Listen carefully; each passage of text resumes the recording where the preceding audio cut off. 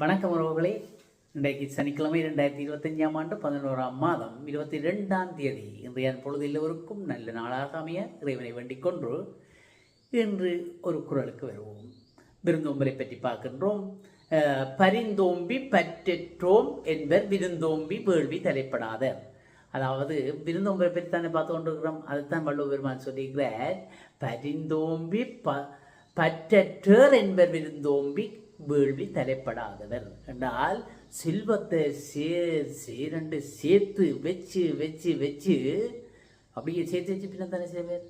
அந்த செல்வம் அளவத்தையும் தேவையில்லாமல் இழக்கின்ற போது, அது வீணாக இழக்கப்படுகின்ற போதுதான் யோசிப்பார்களாம், விருந்தோம்பல் என்னும் வேள்விக்கு அது பயன்படாமல் போயிட்டே என்று வந்தார்கள். ஐயோ, அதை நான் சாப்பிட்டிருக்கணும், அல்லது மற்றவர்களுக்கு சாப்பாடை கொடுத்திருக்கணும், மற்றவர்களின் வயிறு நிறைந்திருக்கும், என்னுடைய மனது அதனால் குளிர்ந்திருக்கும், வாழ்க்கை இன்பமாக இருந்திருக்குமே, அநியாயமா விட்டுட்டோமே என்று எப்பொழுது வீணாக அது இழக்கப்படும் போது. ஆகையினால் விருந்தோம்பலுக்கு பணத்தை செலவழிங்கள், விருந்தோம்புங்கள், இன்பமாக இருங்கள் தான் வள்ளுவ பெருமான் மிகவும் அருமையாக விருந்தோம்பலை பற்றி சொல்லுகிறேன். ரைட், நாங்கள் செய்திகளுக்கு வருவோம். செய்திகளில் நாங்கள் நேற்று நுகை கூட செய்திகளைத்தான் எதிர்பார்த்திருப்போம். இப்போ எல்லோரும் அதைத்தான் எதிர்பார்த்து கொண்டிருக்கிறார்கள். நுகை கூட செய்திகள் பல வந்துவிட்டன. என்னுடைய செய்தி தாமதமாகத்தான் வரும். மற்றவர்களுடைய செய்திகளை எல்லாம் பார்த்திருப்பீர்கள். இருந்த போதிலும் நாங்களும் அந்த செய்தியை கத்திரத்தனம் பண்ணி போட்டு நாங்கள் மைந்த என்னுடைய மகன் நாமல் ராஜபக்ச போயிருந்த அவர்களுடைய தலைமையில் தான் நடந்தது. இதுக்குள்ள பெரிய பிரச்சனைனா நேற்று நோய் மைந்த வர ரெண்டு புகழ் சொல்லி பேருந்து இல்லை நான் போகிறோம் என்று சொல்லி அறிவித்தல் விட்டேன். பேருந்து பார்த்தார், அவர் வரவே இல்லை. ஏன் வரையில்லை என்று தெரியாது. ஐயோ தோல்வியாக போன்று நினைச்சாரோ அல்லது போகாம நின்றாரோ, உண்மையில மழைக்காக நின்றாரோ, என்னத்துக்கு நின்றான்றது சொல்லல, வருவேன் என்று சொல்லிவிட்டு வரவே இல்லை என்பது பெரும் இழப்பாகத்தான் அந்த கூட்டத்தில் இருந்திருக்கும். அப்போ கூட்டத்தில் பார்த்தால் எல்லாம் கோஷங்கள் எல்லாம் இந்த அரசாங்கம் சொன்ன பரிந்துரைகளை அல்லது வாக்குறுதிகளை நிறைவேற்றவில்லை. அதுதான் அதை ஞாபகமூட்டுவதற்காகத்தான் இந்த பேரணி என்ற மாதிரி தான் அது போய்கொண்டிருக்கிறது. அதோட இனவாதங்களை பற்றி சாதவ தட்டி தட்டி தட்டி கொண்டு போயிருக்கிறார்கள். அப்போ சொல்லப்பட்ட வாக்குறுதிகள் தேர்தல் விஞ்ஞாபனத்தில் இவர்கள் சொன்னதொன்றும் நிறைவேற்றவில்லை, ஒரு வருடம் கழிந்து விட்டது, ஆனால் ஒன்றும் செய்யவில்லை என்று ஒரு பக்கம் சொல்லுகிறார்கள். ஒரு பக்கம் இனவாதத்தை நைசாம் சொல்லியிருக்கிறார்கள் என்று சொன்னால் சும்மா தேவையில்லாமல் அவர் கண்டிக்கு தள்ளா மாளிகைக்கு போய் கருத்தை செஞ்சு போட்டு கருப்பு போட்டு வந்த கோயிலுக்கு இது என்ன இது என்றெல்லாம் சொல்லுகிறார்கள். அதெல்லாம் ஒரு சும்மா சின்ன பிள்ளைத்தனமான ஒரு கருத்து என்றுதான் நான் நினைக்கிறேன்.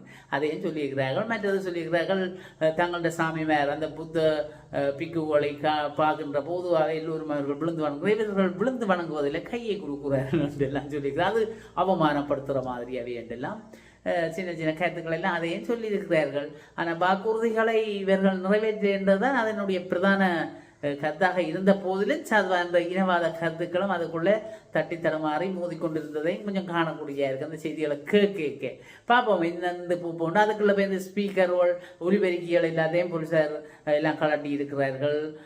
அதையும் கழட்டுவாங்க, எல்லாம் சதி செய்த அரசாங்கம் என்று சொல்ல, அது அரசாங்கம் சொல்லி இல்லை அப்படி நாங்கள் கொண்ட கூட்டத்துக்கு செய்யலை. அது பரீட்சை காலம், காப்போத்த உயர்தரம் பரீட்சை நடந்து கொண்டிருக்கப்பா, அந்த பரீட்சை பிள்ளைகளுக்கு அது இடைஞ்சலாக இருக்கின்றதை நாங்கள் கழட்டினாங்கன்னு சொல்லியிருக்கிறார்கள். மின்சாரம் தரப்பட்டிருக்கு, மின்சாரத்தையும் கூற சொல்லியிருக்கிறார். இல்லை அது பிரச்சனை நாங்கள் என்று சொல்லி உடனடியாக மின்சாரம் கொடுத்துருக்கு, நீங்கள் எவ்வளோ மின்சாரம் வேணும் மட்டும் உங்களுக்கு ஒரு அறிவித்தல் தெரியல, அதுக்கு தகுந்த ஒரு வழிவகைகளை நாங்கள் செய்யலை, அதான் நிப்பாடி போட்டு பேருந்து தந்திருக்கிறோம் எல்லாம் ஒரு காரணம் அவர்களும் கூட சொல்லி. அது எதிர்கட்சி என்றால் சிலது நினைக்கிறது எதிர்கட்சி என்றால் அதை எடுத்துக்கொண்டே இருக்கணும் என்ற ஒரு பிரச்சனை. என்னது விழுந்தாலும் உதயம் விழுந்த என்று கேட்கிறதான எதிர்கட்சிகள் என்ற அளவுக்கு வந்துட்டுது.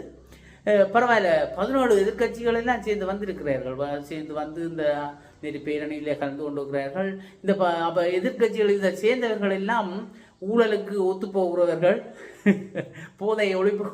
போதை வளர்ச்சிக்கு ஒத்து போகிறவர்கள்லாம் இதுக்கெல்லாம் வந்துக்கிறார்கள். என்னென்னு சொன்னால் அரசாங்கம் இதோட செய்து அதை எதிர்க்கிறோம்னு சொன்னால் இவை அதுக்கு சப்போர்ட் பண்ணணும். அப்போ 17 கட்சியும் இந்த நாட்டினை குடிச்சூராக வந்திருக்கின்ற மாதிரி தான் எங்களுடைய அந்த அவைய கதையில் பார்க்க எங்களுக்கு தெரியுது.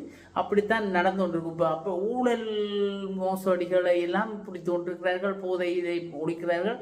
அப்போ இதையும் எதிர்த்து போராடினா அது சிக்கல் தானே.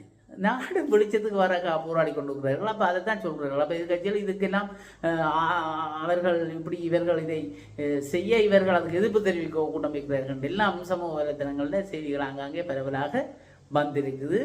இப்போ நுகையோட கூட்டம் மழையும் வந்திருக்குது. சனம் கொஞ்சம் கஷ்டப்பட்டிருக்கு.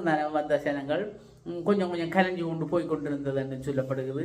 மற்றது ஒரு சுவாரஸ்யமாக இருந்தது. அது என்னத்துக்காக வித்தார்களோ அந்த போஸ்ட் வழியே அந்த அலங்கரிக்கிற இடங்களில் புல்லுகள், மாடுகள் சாப்பிட்ற அந்த புல்லு, நல்ல பசும் புல்லுகளை கட்டி விட்டு இருந்தார்களாம். பசுமையாக இருக்கட்டும் வைத்தார்களோ, அழகாக இருக்கட்டும் என்று வைத்தார்களோ, அல்லது என்னென்று தெரியவில்லை, வைத்திருக்கிறார்களாம். அதுவும் ஒரு சுவாரஸ்யமாக இருந்தன்னு சொல்லி சொல்லப்படுகிறது. நாமல் ராஜபக்ச பேசியிருந்தார். அவருடைய கருத்துக்கள் எல்லாம் ஒவ்வொன்றாக சொல்லியிருந்தார்.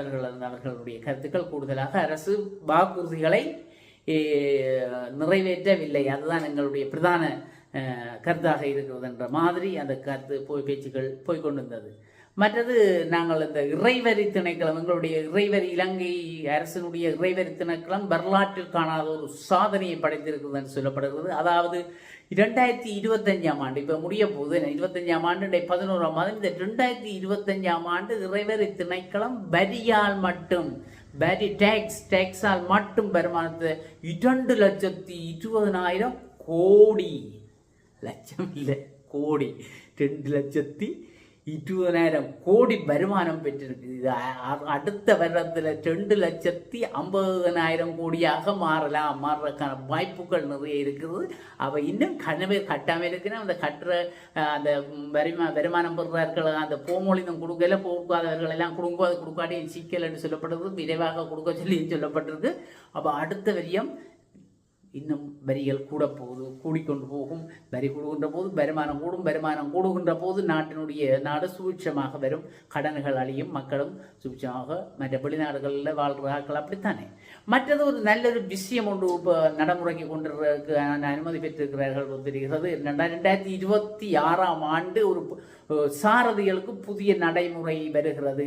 என்னன்னு சொன்னா, அந்த சாதனை, அந்த அனுமதி பத்திரம் இருக்குதானே, வாகன அனுமதி பத்திரம், ஓடுறதுக்கான லைசன்ஸ், அந்த அனுமதி பத்திரத்திலே புள்ளி வழங்குகிற திட்டங்கள் ஒன்று கொண்டிருக்கிறார்கள். சாரதிகள் வழங்குகின்ற போது ஏதும் கீக்காமாக்காவிட்டால் அவர்களுக்கு புள்ளி வழங்குறதா. ரைட், இன்றைக்கு வெள்ளக்கோடில் யாக்கள் போய் கடந்துட்டேன், ரைட் உண்டு, அப்படி ஒவ்வொரு தவறுகளுக்கும் புள்ளிகள் வழங்குகிறது. அந்த ஒரு புள்ளி அந்த வரையறையை மீறுகின்ற போது அந்த சாரதி அனுமதி பத்திரம் ரத்தாகிறதுக்கான வாய்ப்புகளும் இருக்குது. அவர்கள் பேர்ந்து எந்த காலத்திலும் சாரதி அனுமதி பத்திரம் எடுக்க முடியாது, அவர்கள் வாகனம் செலுத்த முடியாமல் பெறக்கூடிய வாய்ப்பு இருக்குது. முதல் தற்காலிகமாக நிறுத்துவார்கள், பேர்ந்து நிரந்தரமாகவே ரத்தாக கூடிய வாய்ப்புகள் இருக்குது. ஆகையினால் எங்களுடைய ஆட்கள் கொஞ்சம் கவனமாக இருங்கோ சாரதிகள்.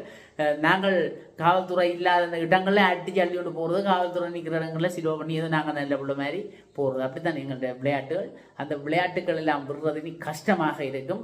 அதுக்காக எங்களுடைய ஆட்கள் சும்மா இருக்கா, நம்ம எதுவும் ஒன்று செய்யலாம்னு நினைப்போம். ஆனால் கொஞ்சம் கஷ்டம் என்னடா, எல்லாம் டிஜிட்டல் முறையில் கொண்டாடுற நாடி, டிஜிட்டல் முறையில் அவதானங்கள் எல்லாம் அவதானிக்கிற ஒரு கட்டங்கள் எல்லாம் வருது. இப்போ வெளிநாட்டில் நடக்கிற நடைமுறைகள்லாம் இங்கே வரப்போகுது. நல்ல விஷயம். இனி கொஞ்சம் காலம் போக கேமராவிலேயே பதிவு செய்து வீட்டை பில் வரைக்கான் தெரியும். நேற்று நான் அதில் ஸ்பீடாக ஓடிக்கிறேன் உடக்கு, அதில் பிரேக் அடிச்சுக்கணும் உடக்குண்டு வீட்டை பில் வர அளவுக்கு வந்ததுண்டா இன்னும் பிரச்சனையாக இருக்கும். எங்கள்கிட்ட சாரதிகள் அதைத்தான் சொல்கிறது, கொஞ்சம் கவனமாக நிதானமாக ஓடுங்கள்.